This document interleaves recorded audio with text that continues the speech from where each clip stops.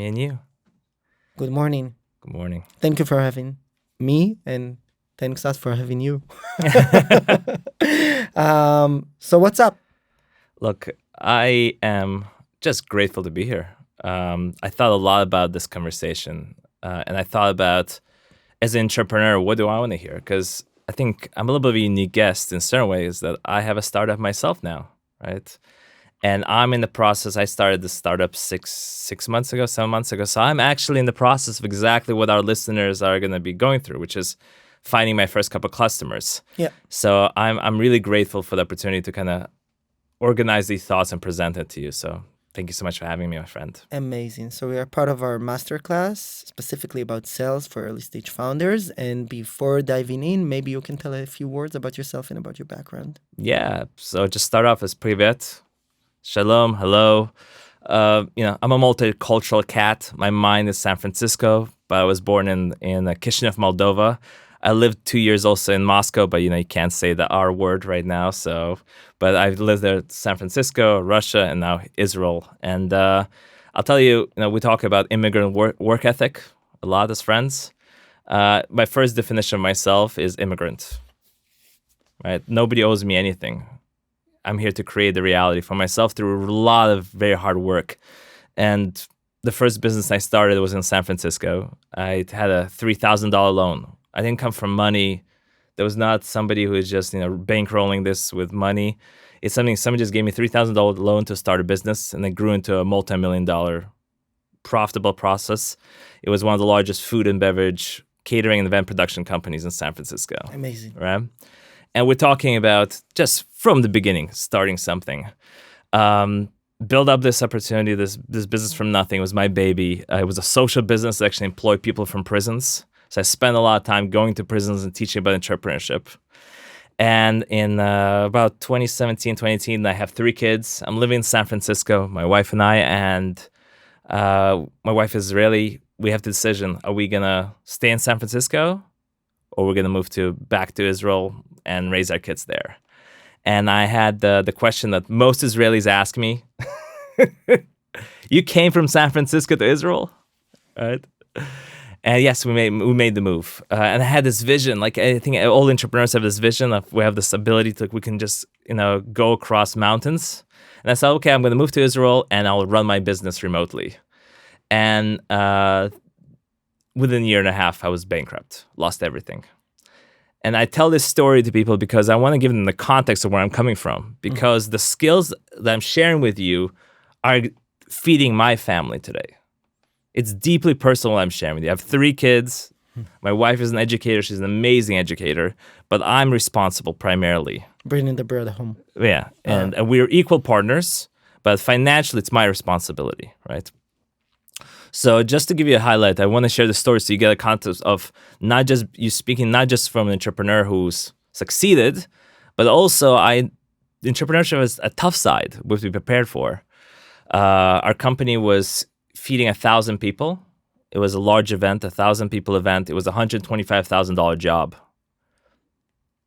My company, I was in Israel at that time. My team loaded up the truck with the food for 1,000 people. You can imagine how big the truck is, right? Rental, linens, everything. 3 o'clock in the morning, 5 o'clock in the morning, I get a phone call from my right hand, my chef. The truck is stolen. 2 days later, they found the truck with all the food rot and everything. We lost $125,000 in 2 hours. The business was dead. So I want to highlight to the old entrepreneurs who are listening, imagine building a business for 4 years. Imagine moving to Israel with the intention of having this business feed your family. And imagine being bankrupt, losing everything. With a thing that you think wasn't even under your control. And now starting again.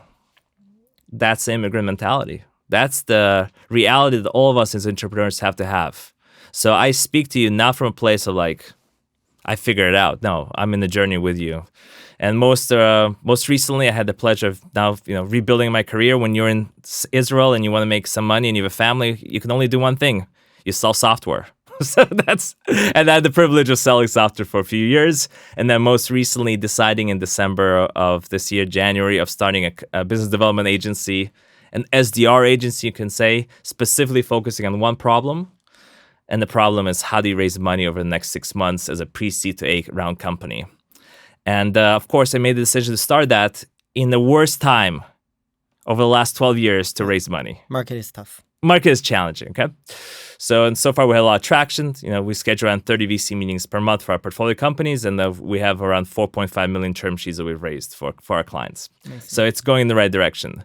Now, I want to start off kind of my theory and my approach with kind of just referencing my favorite person right here. That's you.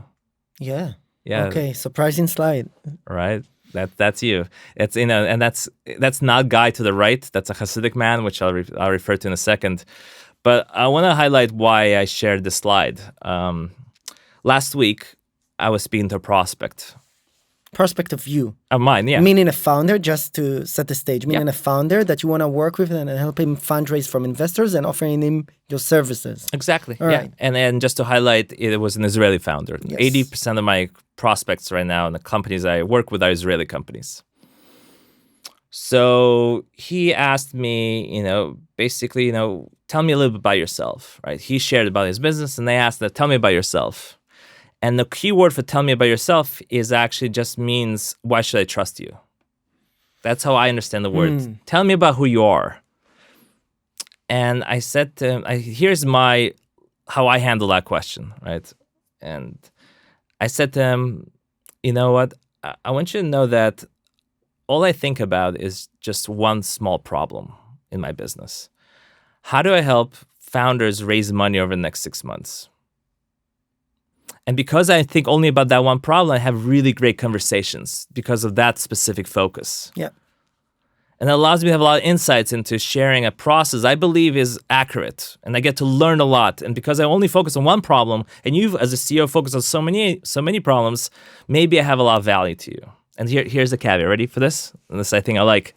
I said to him, the people who trust me to solve this problem are individuals like Guy Katzowitz. You name drop me? I name drop you all the time. All right. Right. Not only that, I say, by the way, next week, Guy has taken out of the studio and has invested tremendous amount of money to bring me in to have this conversation. He trusts me to such an extent that he's willing to invest in his own time into a professional studio with one of the best studios in the country. Woo! That's right. To have this conversation. So we're talking here about social signaling and creating some social reviews. It's what I would say to your point, it's trust. Yeah. At the core, business is based on trust. And what I look at it, especially when we're looking at our initial clients, we're asking is, how can I build trust when essentially I'm not trustworthy? That's a tough thing to do. How can I I need clients to build trust, but I need trust to build clients. It's a little bit of a vicious cycle, right? So how do we do that? And I have a theory about it. So let's talk about this chicken and egg problem and how we might be able to solve it. Yeah, right. So, and by the way, when you say, Alex, can you come in and can you talk about LinkedIn? I know you're doing really well at LinkedIn and you're an SDR and the way you and I met is because one of your portfolio companies recommended me as like an SDR that could give a lot of value because I worked for a portfolio company, פיוז'ן. So it's a little strange that I'm actually the first 10 minutes of this conversation are going to be about not traditional SDR work at all. And I'll explain why. I think that we are seeing a massive change in trust in the marketplace. We're seeing that in deepfakes. We're seeing that in ChatGPT. Outbound cold outreach is becoming better and better. So I believe that the notion of understanding how to build trust is going to be more and more significant. More important than using spray and pray email or LinkedIn outreach. Okay? I believe in this country, I have a lot of insights into the effective cold outreach. I do, because I think about that a lot. And I'll show you that towards the end. I promise you guys, take out, maybe open up the Netflix on the other screen. This will come in 10, 15 minutes. I'll show you. But I'm believing in what I'm doing that more and more time is being spent on warm relationship building. Let's talk about it.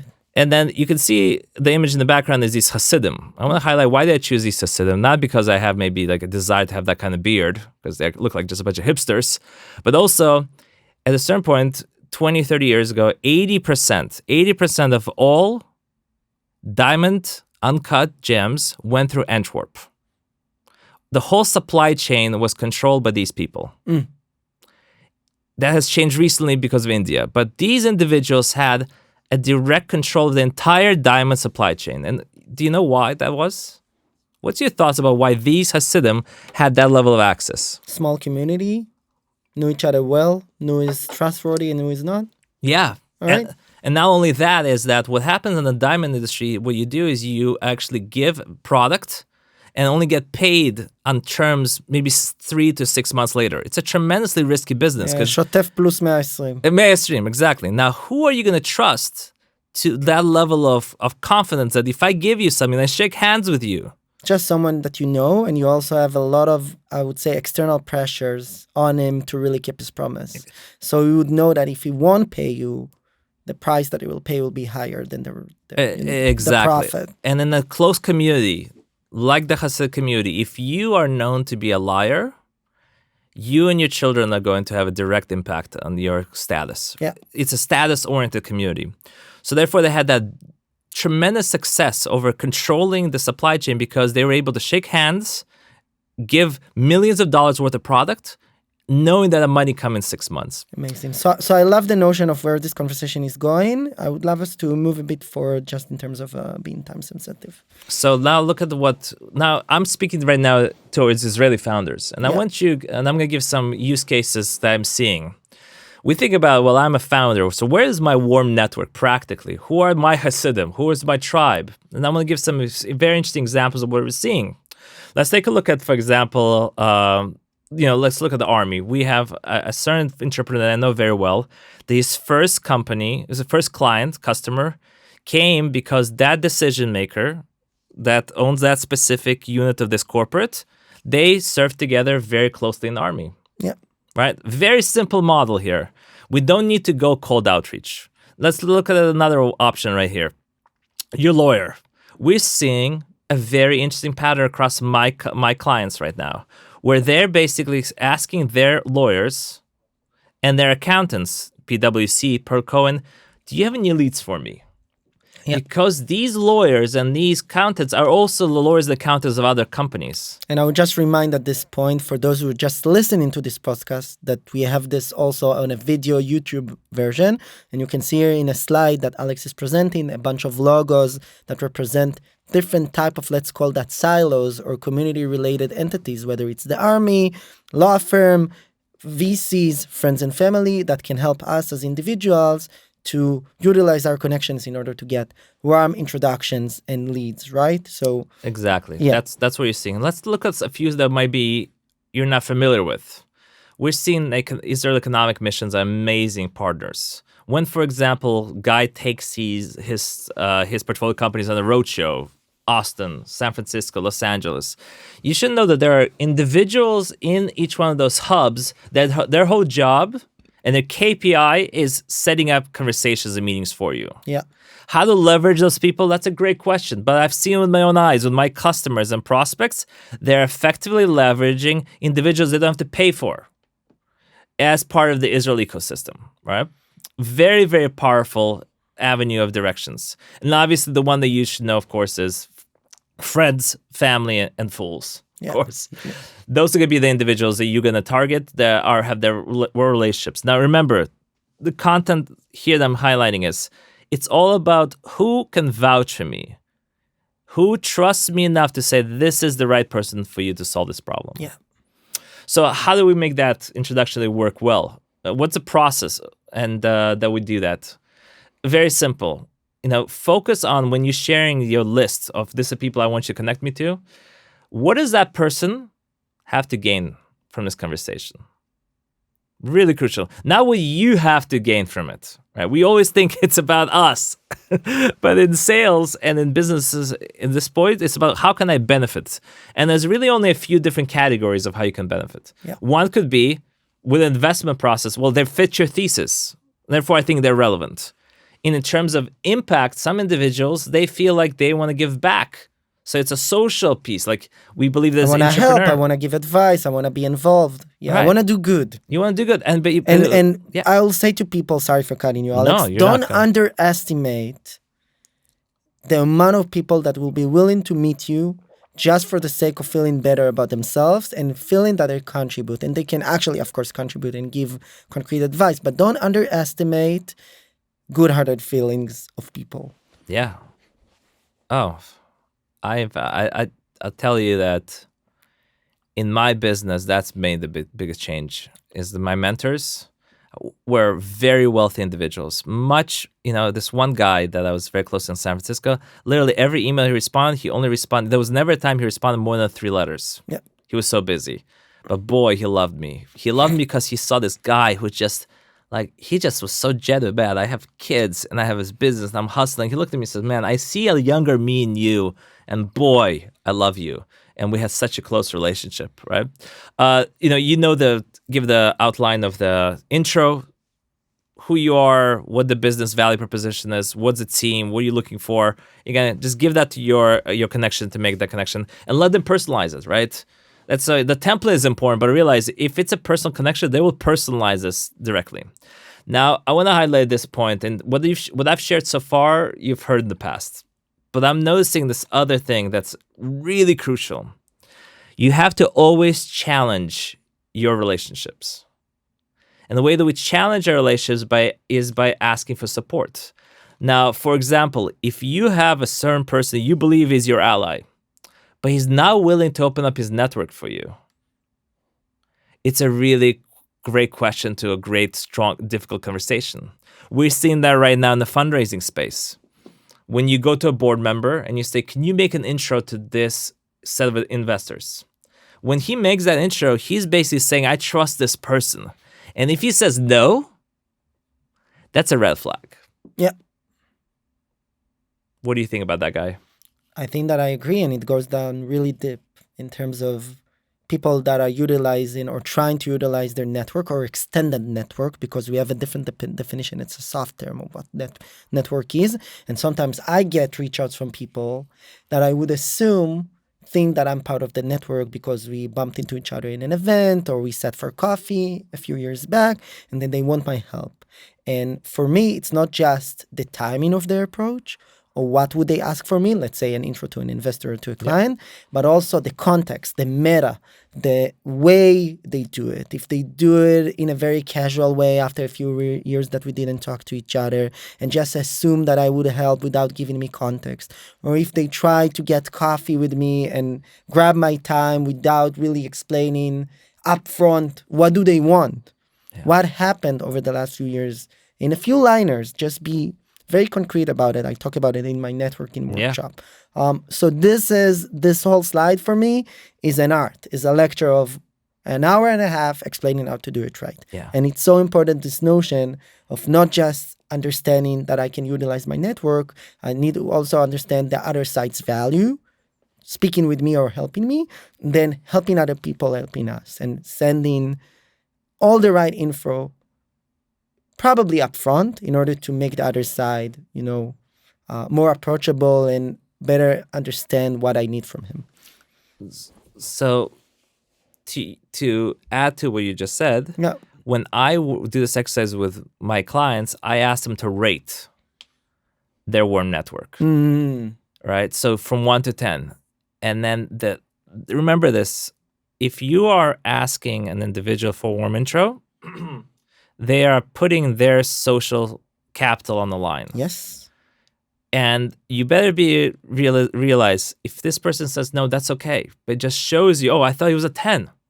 I thought that this person was so it's a great way to test the relationship. Yep. Right? Now we're gonna go into understanding, well, how do we leverage this in one specific tool? And I know that the people who are listening on the podcast, this is specifically, we're looking at Sales Navigator. Now, there's a lot of tools out there. LinkedIn Sales Navigator. If you've never had a premium license, you can get that for a month for free.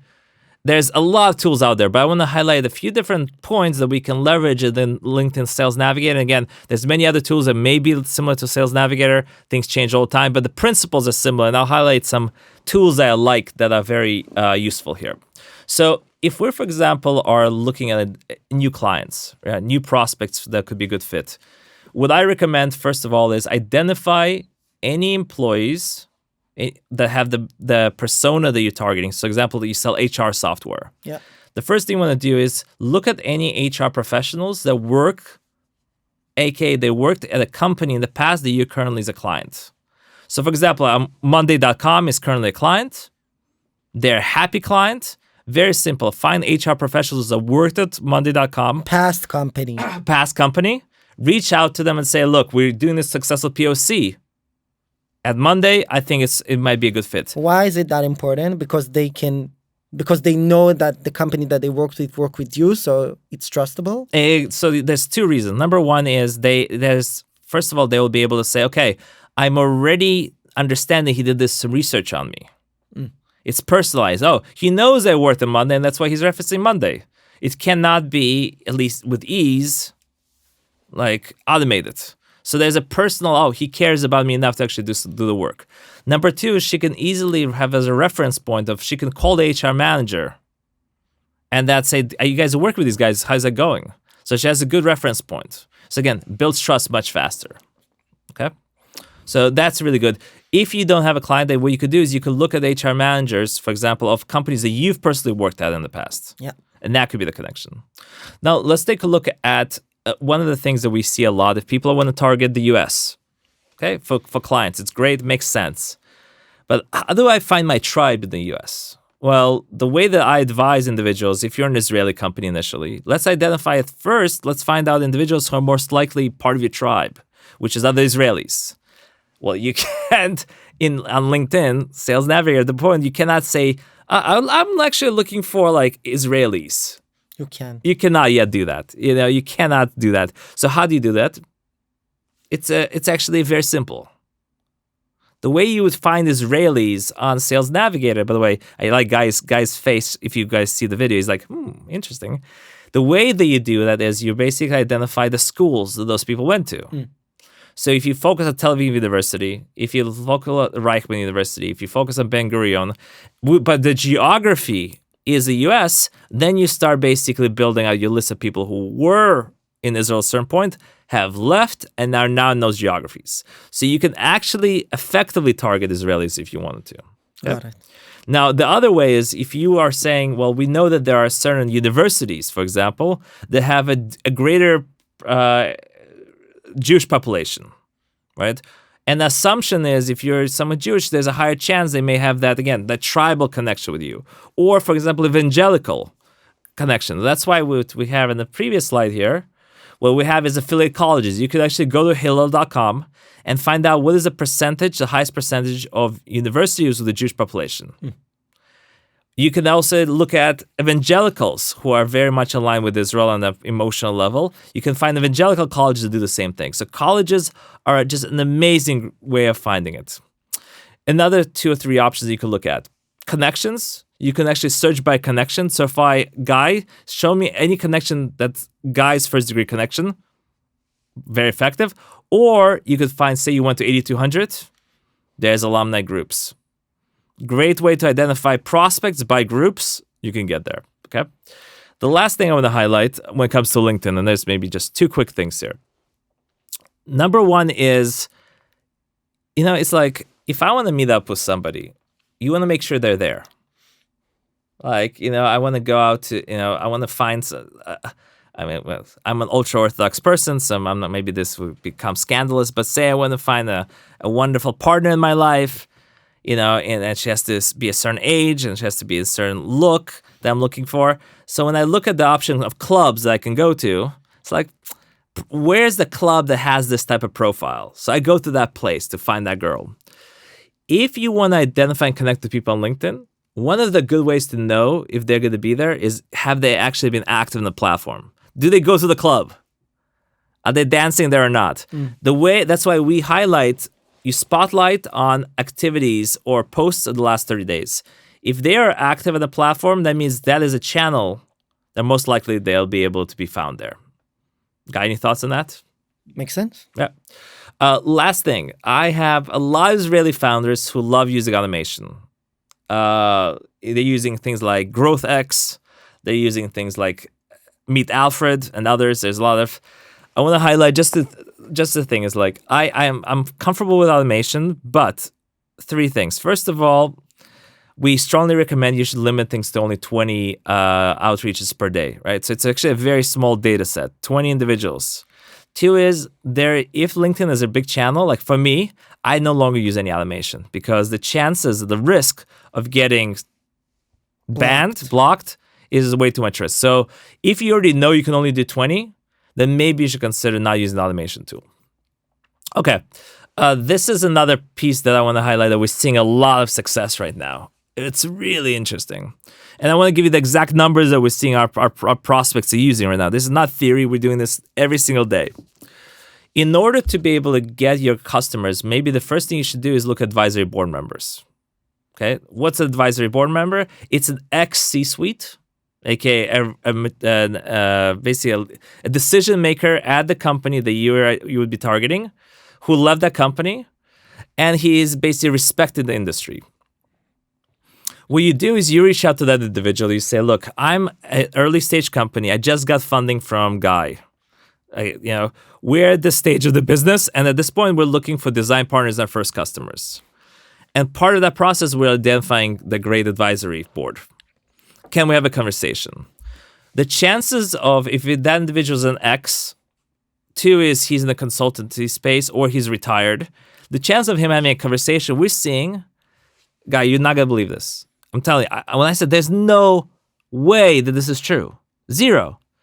I'm seeing startups talk to for 3 hours without getting $1 with ex-C-suite of billion-dollar companies. Just with the premise of after I'll raise, you'll get some compensation and a promo of equity. They didn't even talk about the financials yet. All right. So just with the notion of I need an advisor. And what they say is, yeah, I'd be happy to talk to you. So you already have an hour there of conversation. Usually you don't have to pay anything for that hour.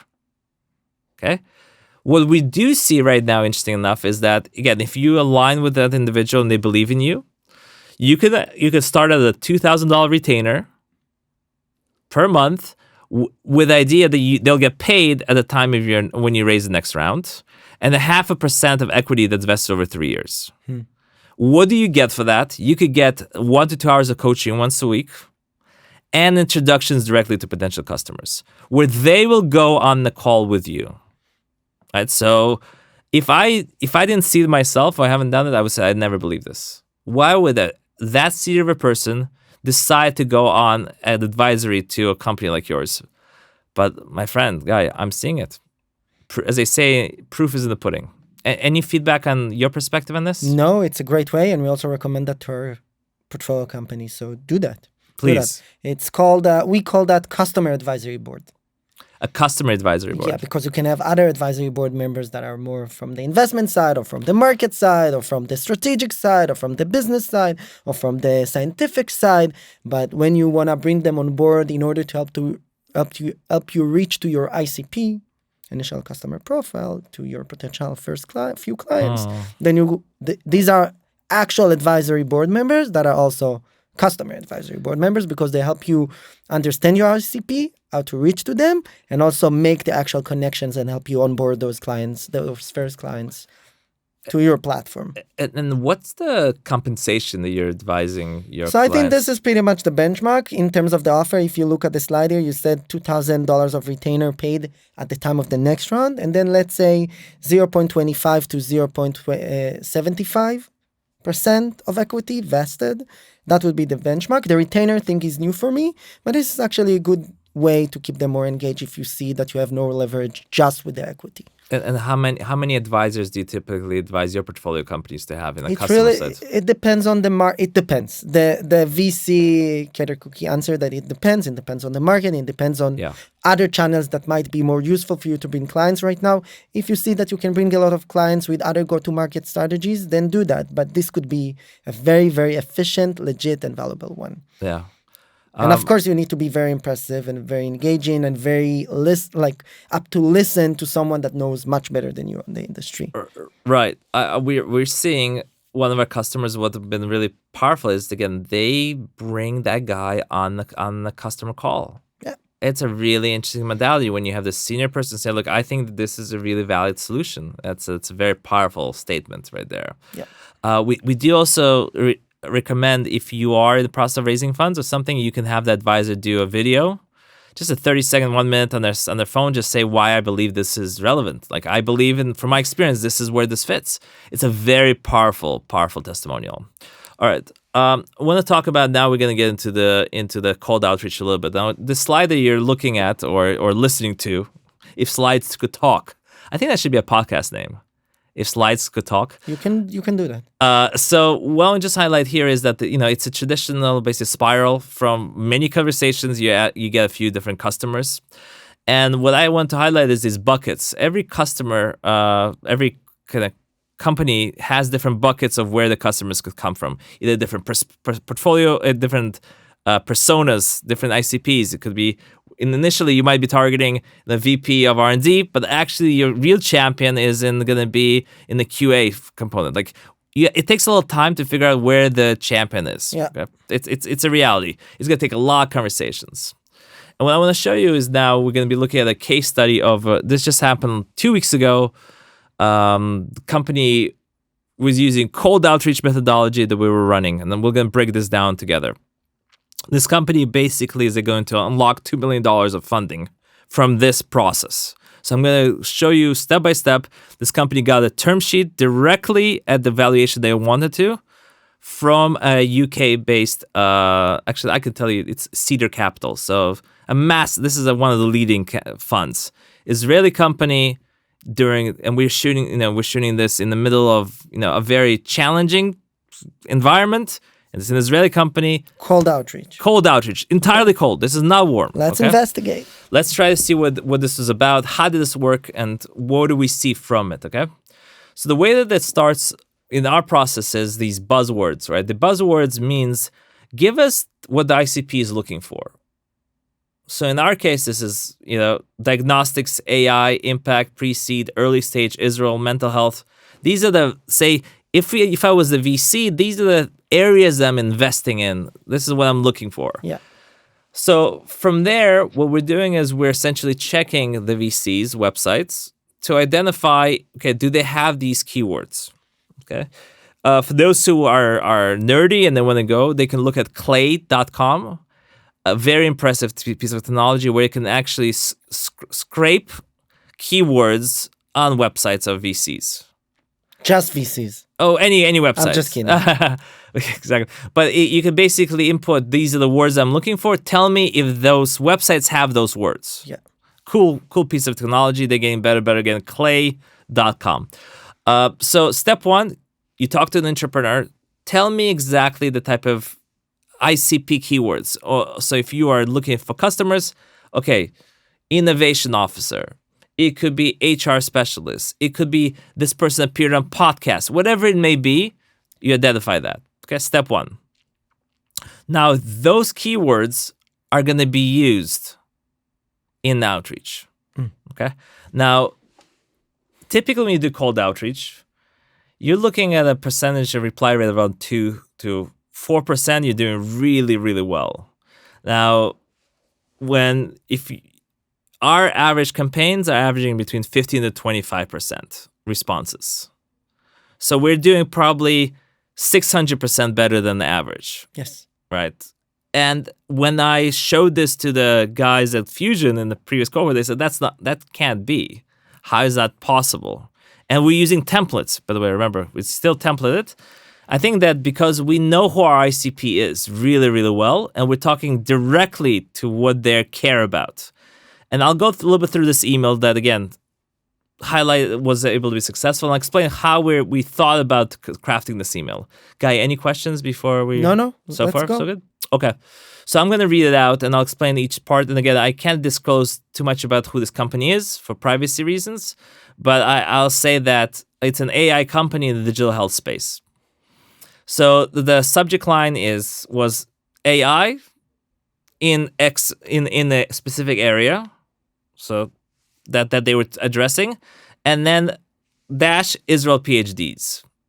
Okay, the reason why we structured it this way was very simple. AI is obviously a hot topic that everybody cares about.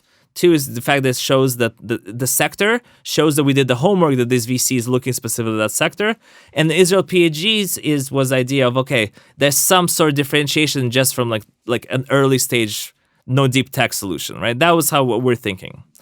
Then hi X, I understand you invest in early stage digital health startups. That is the only personalization within this campaign. Okay? Or if it was a different keyword, that's where the insert would be a different keyword. Yeah. So here, what we were doing is we did the research of knowing these guys care about early stage companies and digital health startups. The next stage is name of the company and the problem they're solving, and they said which is crucial in improving outcomes and reducing the $6 billion a year cost associated with late X, Y, and Z. The reason why we put numbers there is because unless it's a big problem, VCs don't care. Yeah. So we go straight, there's a market, it's a big issue. Then we talk about what the problem is specifically in the current solution, which is it's not able to accurately diagnose this issue. And then it talks about, okay, we have a patent pending, got it. There's an AI piece to it, and we have a very deep tech team. So let's look at it. Problem, is there size of the problem? Yes. Okay. Two is there a team that could potentially solve this problem? Yes. Yes. The CTO led two of Israeli army's top research units, while the CEO has extensive interpersonal experience and a double PhD. What do we see there? The CTO clearly has a deep understanding, and the CEO has not just the deep education, he also ran a company. Yeah, he's we an can entrepreneur. assume founder's market fit from that paragraph, for sure. And then he's also the legal guardian of his cousin who has this issue.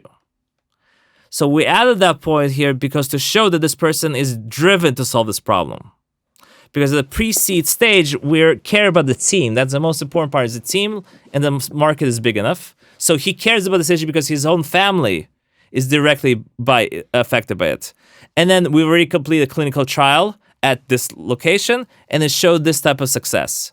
So there's already traction there. And then here's the important part. Currently, we have a lead investor who's committed $1 million, and we're looking for $1 million funding to complete our round. Can I share a deck with you? So we did not ask for a meeting. We didn't ask for time. Why would you ask just to share a deck and not a meeting? Okay, so there's three reasons, okay? Number one is we believe in pattern interrupts. The pattern interrupt was a pattern interrupt. You're expecting something when you get a cold email. And if you look through your cold emails, probably a lot of them would say, can I just get 30 minutes or just 20 minutes or the people who are really creative, just 18 and a half minutes. Oh, she's not asking for 30. This guy's creative. Just like, if I do the math of, imagine a guy, $250,000 salary. You know what 30 minutes cost of this guy's time? That's a big, heavy ask. And when they reply to that, would you really send the deck or also offer time to connect? All right. So what happens is, by the way, when we say there's going to be a reply there, the reply is going to be one of three options. I just want to highlight this, the thought process here. One of the options is going to be it's outside of scope, which is great. You've basically understood that this person is not relevant, right? So, for example, you say you want a customer, it says, look, I'm no longer at the company. Mm-hmm. That's a great. We just found something out. The second option is going to be, yeah, I would actually like to see your deck. So when we send the deck, what we do is the following. The response has the deck as a link, right? But we don't password protect the deck. I'm against that. And then if you think this is relevant, that here is our calendar invite. Right there. Boom. Calendly invite. Yeah. So they can pick directly the time. Now, what's going to happen typically, again, in our use case is they're going to look through the deck and they're going to forget about it. So what you have to do is you basically have to see in a principle in 7 days, I have to follow up with on this that. individual. Do not. This is an important thing to the entrepreneurs, right? Who are listening. To you, you are the most important thing in the world. To them, you are just one more email. So you have to respect them enough to assume that A, they're not going to respond. 2 is even when they respond with interest, they're not gonna reply back to you. It's on you. That goes back to where we started in the conversation. We have to do the heavy lift in the beginning of the relationship. And if we prove ourselves, then other people come and do the heavy lift in the future. Yes. But at this point, you're doing the heavy lift. Got it. So I want to show you this funny part here. And as we're closing out, because this is really the last slide here I want to share. Do you know what the response to this email was? It's written here, 19%. Oh, sorry. No, the response to the email that they sent to this VC. What was the response you think they replied back? We don't think it's relevant for us? So what they said was, typically we don't invest in Israel because you guys have such a powerful ecosystem there. And we don't have its team on site to do due diligence. Yeah, so why are we so lucky to get this email from you, basically? That was one issue, right? And I'll explain how they countered that. That's a good objection, by the way. It's an excellent objection. That's why I think Gaia and I actually have a disagreement here. From my understanding is I always believe they need to have design partners or first customers in Israel. Guy, from the previous, you always said, I need you to find customers that can be validated outside of Israel. So we can have that. That would be a separate, when slides could talk podcast. But they said, they gave an objection saying, we don't know if we can, and then his response, which I think was the right response, was, one was, we have this angel investor from a very well-known company in Israel who's already invested, and we're looking to have external VCs on our term sheet, on our cap table. Yeah. Okay, so great. Already have been validated from Israeli investors. We want someone from the outside to help us reach to other markets. Great response. It was 2 weeks from the first conversation to term sheet sent. Amazing. Right? So what I'm going to show here, and then we're going to put everything together right now, is for those entrepreneurs who are listening, you start with warm. And warm is trust. If you have to go cold, don't be afraid of cold. Cold 100% works. But cold starts with this notion of I'm doing the work. I'm doing the heavy lifting. I will do the research. I will personalize it to the extent of I see that this is what you care about. This is where we fit into your agenda. You do not ask for a meeting. You ask for interest. If they show interest, great. You follow up. No, 100% that when you follow up, you will be ignored. And that's why you do, what we advise to our customers is the following. You do 7 days, wait. Then you follow up. You do not follow up, I'm just bringing this to the top of your inbox. You never say that. That is not what you do. You don't say, just check in. Yeah. Don't do the checking Question in. mark. Question mark. Reply all. No. That is not how you do this, right? You follow up with the action, right? With a call to action, and actually maybe sometimes even a short one-liner update of what's been happening since you last talked with them. Exactly. Or what we like to do is send them an article. Say, I just looked at this. This seems really interesting. They validated our assumption. This big consulting group just validated our assumption. I thought you might find it super interesting, right? So never just do, never do this thing about just checking in. You are bringing value in the conversation always. You're coming in and saying, I have something to give to you. Here's my gift to you. I'll tell you with customers that are ghosting me. I often one of the emails I said to him, I was just during Shabbat, and I said during the Shabbat, I just thought about you for this reason, and I want to send this over to you. Yeah, I was because the bottom line is I'm a human being. I'm a human being who thinks about you as a human being. Can we have this conversation? Great.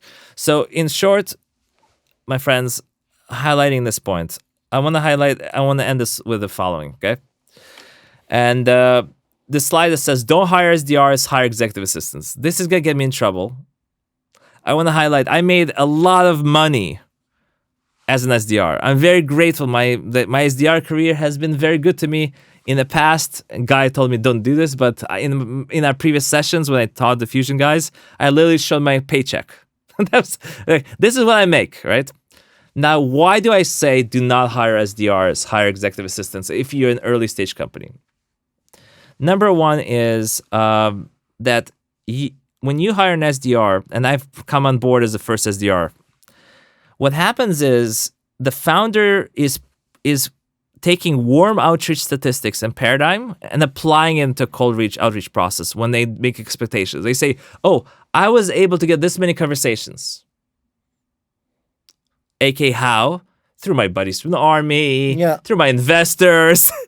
So now all I need is I get another guy, these young puppies out of Reichman Institute, or even better, like an Ola. He's gonna get me a lot of conversations. No, cold outreach and your warm leads are two different worlds. Do not.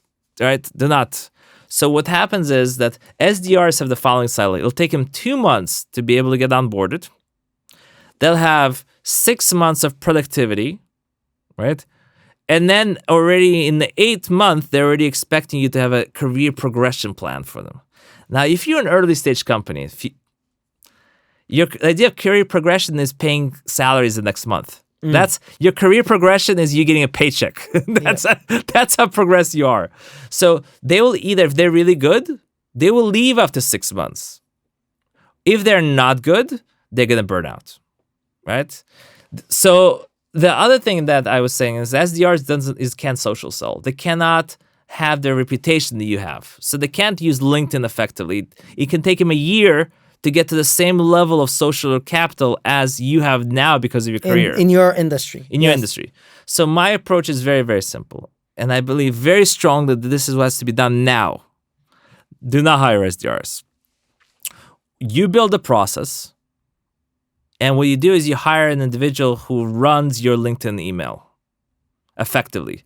So they are all intensive purpose you. When they call, they are your executive assistant. That's how they introduce themselves. Hi, I'm calling on behalf of John. He thought that we should connect because of the following reason. So calling, email, LinkedIn are all being done from your email, from your LinkedIn, and calling is only coming as your assistants. So there's 3 reasons for that. A, they follow your process. They test your process. You have to create a process. 2 is they had social sell right away. And the 3rd is, unfortunately, there's a lot of turnover in that role. You can basically replace them very, very, very quickly. Mm-hmm. So highlight this point. If you're an early stage company, you have 2 options. Number 1 is hire an executive assistant. You can get in the Philippines someone for excellent for $8 per hour. Yeah, and they can do all the manual work for you. Great. Or get a student from Reichman, pay him 35 shekels, 40 shekels, no problem.